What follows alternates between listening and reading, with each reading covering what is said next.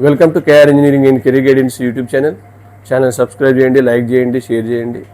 మరి మనకు already VIT కానీ అమృత కానీ ఎస్ఆర్ఎం లాంటి ఎంట్రన్సెస్ అయితే ముగిశాయి. వీటికి సంబంధించిన రిజల్ట్స్ మనకు జస్ట్ మరో వారం లోపే వచ్చే అవకాశం ఉంది. మరి వారం లోపే మనకు రిజల్ట్స్ వస్తాయి కాబట్టి వెంటనే మీరు కౌన్సిలింగ్కి సిద్ధంగా రెడీ అయి ఉండాలి. ప్రైవేట్ యూనివర్సిటీస్ కౌన్సిలింగ్ ముందే మనకు మే 10th తర్వాత ప్రైవేట్ యూనివర్సిటీ కౌన్సిలింగ్స్ ప్రారంభమవుతాయి. మే 10 నుంచి 20 మధ్యలో చాలా ప్రైవేట్ యూనివర్సిటీస్ కౌన్సిలింగ్ ప్రారంభమయ్యే అవకాశం ఉంది. కాబట్టి మీరు అమౌంట్ కూడా సిద్ధం చేసుకోండి.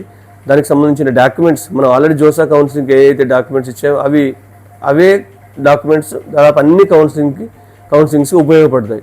కాబట్టి విట్ కౌన్సిలింగ్లో కానీ, అమృతాలో కానీ, ఎస్ఆర్ఎంలో కానీ, మిగతా ప్రైవేట్ యూనివర్సిటీ కౌన్సిలింగ్లో పాల్గొనాలనుకునేవారు నిర్దేశితమైన డాక్యుమెంట్స్తో పాటు అమౌంట్ కూడా సిద్ధం చేసుకోండి. మీకు తెలుసు కేటగిరీ వారిగా వీటిలో అయితే ఫీజు ఎంత ఉంది, స్లాబ్ వారిగా అయితే ఎస్ఆర్ఎంలో ఫీజు ఎంత ఉంది అనే విషయం కూడా మీకు తెలియజేయపరచడం జరిగింది.